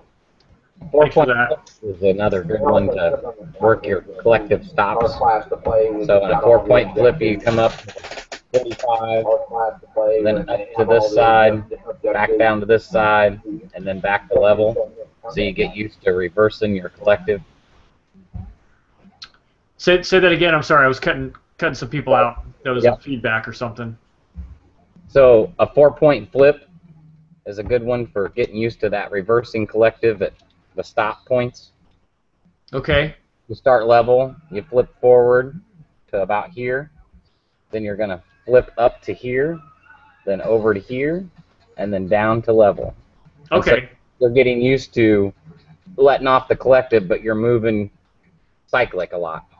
So you get used to pushing the heli around and keeping it where it's stopping good for you. Nice. Those quarter motion stops as opposed to the full collective stuff that you probably learned just getting into forward flight. Okay, cool. Awesome. I'm going to have to watch this again tomorrow before I go to the field. I've got so many things to try now. The best thing to do is to play with bigger rainbows on the simulator. So just go one end, stop, one end, stop. And you use very, very little cyclic for that because you're not rotating very quickly. Yeah, and on the sim, you can do it the whole length of the field. Stretch it way out. Yeah. I love big ones. Yeah, so the rainbows, I guess, are less cyclic, more collective. Yes. And then the tighter you get, it's more cyclic, less collective. Exactly. Is that right? Okay. Yeah, because the model's not moving as far, so you don't need as... The actual distance the model travels isn't very far, so you don't need much collective. Whereas on the rainbow, you're moving a lot further, so you need more collective. Okay. You want to be getting off reasonably early, otherwise you're having to use a lot of power to get the model to stop, and you're driving the model towards the ground. Yeah, you're not holding it for very long. You're putting collective on for a second as it starts to climb, and then you're backing off because now you've got motion. Now you just got to rotate it to where you want to stop, and then pop the collective to stop. So if I think of it in terms of driving, right, is punching the gas, pedaling. Yeah. Instead of staying on the gas and then hitting the brake and then staying on the gas and then hitting the brake, it's more like gas until you get momentum going, and then you can ease off. And and then you're going to coast a little bit, and then you tap the brake a little bit until you've slowed the momentum, and then you ease off of that, kind of that balance there. Yeah, exactly. That's exactly how it works. Yep. Cool. Okay. All right, I will definitely have some things to play with now. I appreciate that. And I look forward to your final finished video aid with your commentary. So that'll be good. And those videos have been very helpful and oddly enough seem to be exactly things that I need to know right now in my stage of flying, so that works out really well. Can't think how and why that could possibly be. Yeah, I give you good material. The more I learn, the more you have to teach me something, so works out well. The best thing to learn the tic-tocs on is a nitro, because you can really hear the motor bogging as you're overdoing everything. Where the electrics, they just power through. They don't care. Yeah, that's true. But I think you can hear those blades bark a little bit more probably. Who doesn't like to hear the blades barking and farting? Well, see, maybe that's why I suck at tic-tocs, is because I do like that sound. So, anywho, what else is going on? We had about 15 more minutes. I think I hit all the QA questions. I know there's probably not many AR users. There's a new firmware out for their radios to take use of the new airspeed sensor they have coming out. It's a full pitted tube. Cool. And for those on this side of the pond, Champs is this weekend, and up at Tewkesbury, I think it is. And we've got Charmouth, which is the sort of the final end of season fly-in, which is about an hour down the road from me. Down at Charmouth, obviously, because it's a Charmouth fly-in, and that's sort of one of the big ones of the season, the last one of the season. So that's 5th, I think it is, August. No, October, not August. So yeah, that's later on in the thing, and then we've got the next rotor show, hopefully towards the beginning of October as well. But as I say, date's not set yet, so we shall see. There's a fly-in on my beach, but it's just me. Anybody wants to come, you're welcome. Are you paying my air ticket? Is the heat wave all over still? Is it hot there still? Oh, yeah, it's still hot here. Darn. Yeah. Darn. It's not cold here either. I'm still wearing shorts. Are you lucky? It's been raining. Just now it started to rain and temperatures started to drop down here. Yeah, it's been crazy. It's starting to get a bit chilly. It's about 13 C, which is something Fahrenheit, overnight. But it's got a little bit chilly overnight a few times. But most of the time it's still just ridiculous during the day. Never this hot. Wow. Yeah, it's getting a bit chilly here. I'm having to wear a t-shirt now. You got to work on your farmer tan now. I'm dreading the day that I can't wear shorts and flip-flops, and I fear that that's coming in the next few weeks. I haven't been able to wear since my trip to Hawaii. How far north are you, Chris? What's that? How far north are you? Not far. I mean, Washington D.C., so Baltimore area. I'm about middle East Coast. Okay, yeah. So not so, but it's not bad. Florida and Chicago then. No. Yeah. I'm right in the middle, so it's good because right now the temperatures are mild during the day, mildly warm. I guess I'd say like 70s, and it cools off in the evening, nice and crisp in the morning. But it's still shorts and flip-flops weather for me. But it won't be long before it starts getting a little bit cool. Oh, I got a quick question back on that earlier when I'd asked you about changing that 450 to a fly barless. Mm-hmm. And now here's going to be a newbie question because I've never had to deal with it. You said the Robird Robird G31 is the fly barless controller I have on my 450. It's the one few people have actually, and it works really well. It's kind of on the budget side of fly barless controllers, but the bang for buck and the features, it turned out to be a really great controller for the price, so that's why I have it. Okay, and that was a Robird G 31. G31. Yeah, ROBIRD, Robird, and I'm assuming they still sell them. There used to be a Robird store, Robird USA, where you can buy them. You know, I recommend it because it works. It doesn't have some of the features. If you wanted to go up a little bit more money in price, I'm still a huge fan of the Icon flybarless controller, especially with the ability to have self-level modes. You can do flight modes and basically build yourself a bailout mode. Continue on the JR side. JR 10. What's that? The flybarless servos, I'm sorry. I can't hear you, Nick, if you're talking to us. Oh, I think you're picking up my other mic. Sorry, or my other. Okay. Got another conversation on the other PC. Okay, you're multitasking on me? That's crazy. Yeah. It's hard to do tech support and pay attention. Well, I guess you got to do what you got to do to keep your sponsors happy, right? So. That's exactly it. All right, so sorry. So back to you, Jim. Back to you. The Icon is really cool. I think you can get them used for probably $150, $175. But to be honest with you, a lot of people are talking about the new Spartan, and that's like $100 or something crazy cheap like that too. So, but if budget is a concern, you can't beat the Robird. It's been a great system. There's a lot of good help and information out there on it. So you just have to check into it.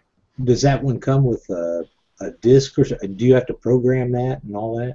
You have to program any one you get. They're all going to be programmable somehow. Almost all of them you'll connect to your computer to program. Oh, okay. And that flybarless head from Taro, do you have to get anything extra, or does that just come with all the linkages and anything you would need? It probably does not come with the linkages. It probably does not come with a flybarless main shaft. A little bit different length of a main shaft. But if you talk to Dave at TaroRCHeli.com, even if you end up not buying from him, he'll tell you everything you need to convert. He'll help you with whatever parts you have versus what you need. The swash plate can be the same. They do make a 3D flybarless swash plate, but in a pinch, the flybarred swash plate will work just fine. They're basically the same. And you've got the right blades, so I don't know what your well, he's got a Soko kit, so he'll be good there. What is your servos on your cyclic? I'm wondering if because you're going to want digital servos. They're all digital Turnigies. Okay, so as long as they have adequate torque and speed for the application, you should be fine there. Sometimes people put lower torque, lower speed servos on flybarred systems, and then, like I did on my 500, I had pretty minimalistic servos, and when I upgraded it to flybarless, first thing I did was change the servos with that. So. And approximately what speed are you talking? I'd have to look up to see what Turnigies I've got and what speed they are, but I think they're all under that. What Turnigies do you have? That's what I'm saying. I don't remember. Okay. I'm running, or was running. Now I'm running something else. I'm running the Alpha RCs. But when I built it for the video, I was running the Turnigy TGY 306Gs. I think, is that right, Joe? Yeah. You're running the same thing, and those are really awesome and inexpensive servos for that heli. So if you end up buying some more, you can look at those. Is that what was in your video? Yeah.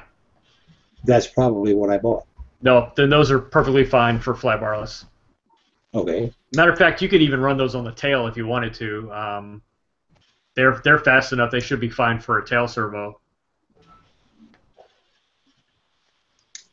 Your I'll try- high-techs, how did they work on your helicopter? The high-techs servos. On my 500.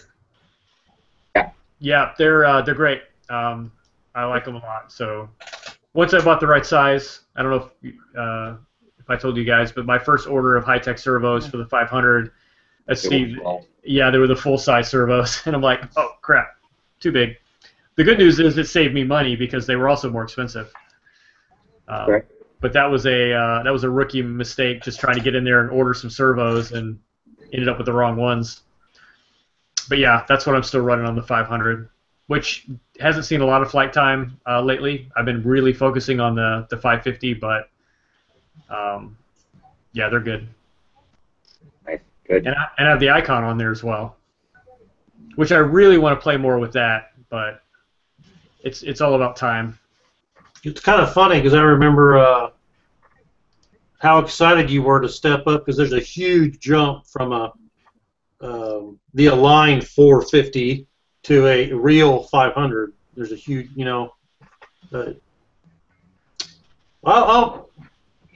that one a real 500? Your 500 is? My 500 is, well, it's an aligned 500. So aligned, yeah, aligned 500 is 425 millimeter blade or something silly like that. It wasn't until you get to the 550 size where Align uses a 550 millimeter blade. But yeah, so it's still. So the funny thing is my 450 is now a stretch. So it's running, I think 445 or 345 millimeter blades, and my 500 is running 425 millimeter blades.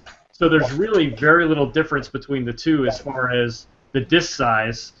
But then you go to the 550, which is a true 550 millimeter, and it's quite a bit bigger. So that's why it's so much easier and nicer to fly and more visible. And I know it doesn't sound like I can't wait to get the 700 in the air because it's taken me a year to build it, but I'm really excited to get that really big heli up there.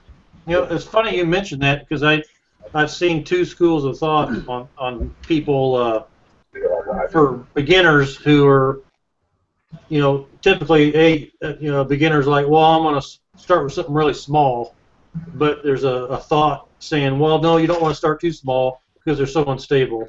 Get a 450, and then you have the other school of thought of people are like, man, I'm glad I have a 600 now. Those 450s are just too small. They're too unstable for me, and obviously it's perception. Yeah, but the reality of it is, the bigger the heli, the more stable it's going to be in the air. The less you're going to have to deal with wind. The more momentum it's going to carry. Just the more surface area, power to weight, the more accurate lift, all of that stuff is a huge factor. The problem is it costs a lot more to get those big helis. So when I looked at what I wanted to get, first of all, and it takes more space to fly. I think there's a period where as a beginner you don't need a lot of space because you're hovering. Yeah. You don't need a whole lot of space to hover, and then as you start to grow, you start to learn forward flight, and your space gets much bigger. And then as you get more and more developed, you start to fly tighter, and your space requirements go down. So I watch videos of like Tarek, flying in a garage or something crazy like that. But right now I'm at the big stage, and that's why I'm enjoying going out to the local flying club because, I can take up acres and acres of airspace, and I don't feel like I'm going to crash into anything. And as long as I can see the heli, I'm still good. But so going back to where I was going with that is the bigger you can afford to crash is really the guide, and then also keeping in mind the space that you're going to fly in.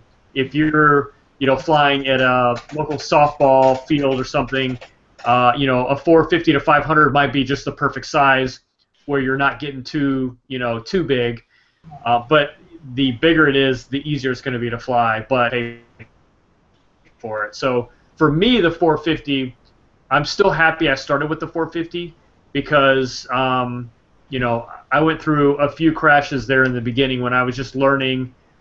You know, my second day of flying, right? I crashed it my very first time to try and do a pirouette. I did a slow piro and didn't know how to control it, and I just watched it like slow motion go into the ground, and I'm like, I don't even know it, but you know, it didn't cost me an arm and a leg to get it back in the air, and so I'm glad I had the 450 for those times where I was just kind of really learning, you know, what to do. But now that I crash less and starting to fly more, I'm really glad that I've got the bigger helis, and I think it's going to get even better the bigger I get. So yeah, the school of thought is there, and they're accurate on both sides. But for most people, it comes down to budget and size of your flying area. If you can push to 550 with the 6S 5000 packs, then do it, because then it means that if you then move up to 700, you've got the packs there ready to go. That's the one thing I really regret with the X5 is it uses 6S 4300s, which are too small for a 550, and you can't use two of them together on a 700. So if I wanted to go up to 700 size, I would have to go out and buy a whole stack of new packs. If I'd got the 550, then the 6S 5000s would work fine in the 550, and I'd then be able to bulk two of them together and use them in the 700. That is a good point, and that's what I'm, you know, the 6S 5000s, or with the Revolectrics now, I'm flying 5200 milliamps. I'm using as singles for the 550, put them together, and it's a 700, and it works out great. So I bought 6 of those, so I've got three sticks for the 700, or six flights for the 550, depending on what mood I'm in. Yeah, it makes a lot of sense. Makes an awful lot of sense doing that. Yeah, but you know, you've got the 450 now. There's no shame in that. It's a great place to start, but you can't describe how much different it feels to move up to a bigger heli until you've done it. And the 450 now, to me, is much more kind of twitchy and wild than the 550. It's kind of like going back to a micro heli. You know, after your 450, there's just a difference, but you don't know it till you've experienced it. Yeah, I mean, because they weigh that much less, it takes a lot less power to get them to move. They got less momentum. It takes a lot less to get them to move, and a lot more to get them to stop. So I don't like the 450 personally. I'm not a big fan. I've never got on with them, and they're fiddly to work on too. I like M3 bolts. Give me M3 bolts or bigger. Yeah, Fiddly little things. I'll admit I like mine, but I'll never build another 450. It's especially when it comes down to that. Like, you invest so much time in tuning it and tweaking it, and hooking it to the computer, then doing this, and then hooking it to the computer to do something else, and none of that pales in comparison to wiring the damn thing and making it neat enough so it doesn't look like a rat's nest, but you don't want it to be horrible to work on when you do make that crash to have to fix, Yeah, it's always the number of models that I've set up that have come to me, and they've got this really nice, neat, and tidy wiring system. You then have to completely dismantle to sort the thing out properly, and it takes you an hour to get the thing apart in order to get it to a point where you can actually do something with it. Getting that balance right is really important. So the funny thing is, I was very meticulous with wiring on that 450 when I built it. I mean, I even posted in the "Show Us Your Wiring" thread. I'm like so proud of my wiring. I got everything all hidden away. And after probably my first couple of crashes and subsequent helis, everything just starts going on the side. I'm like, I don't really care. Zip ties and duct tape. Just get it going. But yeah, I've grown more fond of utility and access than making it pretty. Because in the end, nobody really cares. It's just me out there flying it, and so I'll probably eat my words when I build this 700 and come up with a creative way to kind of wire it nicely. But for the most, I mean, I'm slapping the ESC on the side of the frame. That's pretty much standard operating for me now. All my ESCs and receivers are just on the side. I don't try and hide them in the frame anymore. So it's just, I think it's a rite of passage. Yeah. There's a definite knack to sort of a nice big Velcro strap that kind of has this ball of cable inside it. For the extra bit of turbo cable and stuff that you've got floating around. It's like, yeah, that'll do. Right, tuck that up between the frames, job done. Yeah. And then there are those people that will just, no matter what, they're just very meticulous, and they will cut their servo wires to length and all of that. And I don't think that's me. I think it was good to go through that for my first heli, but these days that stuff doesn't bother me so much anymore. What I try to do is I make sure all my wiring goes down just one side of the frame, so then the other side can be taken off, so you can get into the heli and not have to touch any of the wiring. Yeah, but you'll be guaranteed that when you smack it and you break a frame, you'll break that front side frame. Yeah, probably. Not on the wall. It's going to be that frame that breaks. I was thinking about that. Today because I got my stickers, my pilot stickers and all that, and I had made up some of my website stickers that just say everythingcpo.com, and I put one of those on the tail boom of my 550, and I thought, sure enough, now that I've put a sticker on it, I'm gonna put it in and need a new tail boom here pretty soon. So I think I've set myself up for that. Oh yeah, new canopies, new blades. New stickers on tail booms, guaranteed ground magnet. Yeah. All right, guys. Well, I think we're about wrapped up. It's a little after 11 my time, and about time for Adrian and Lee to get up for work, or whatever you guys do. Go to bed. Lee has to go put on a shirt to go to the beach. Anyway, great hangout. Lots of good information. I really appreciate all you guys and all of you viewers out there who either don't join because you can't or don't want to or whatever. I just appreciate you watching, and if you ever have any questions, you can always come in and hit us up on the QA, either live or ahead of time.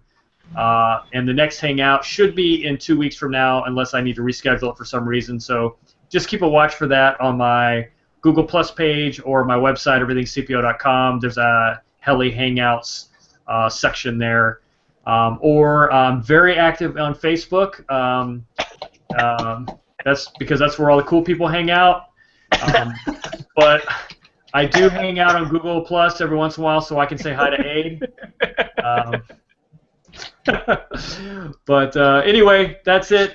Thanks everyone. Joe, nice meeting you. Thanks for joining, and we'll catch you all in the next one. Have a good one. Night. Bye, guys. Thank you.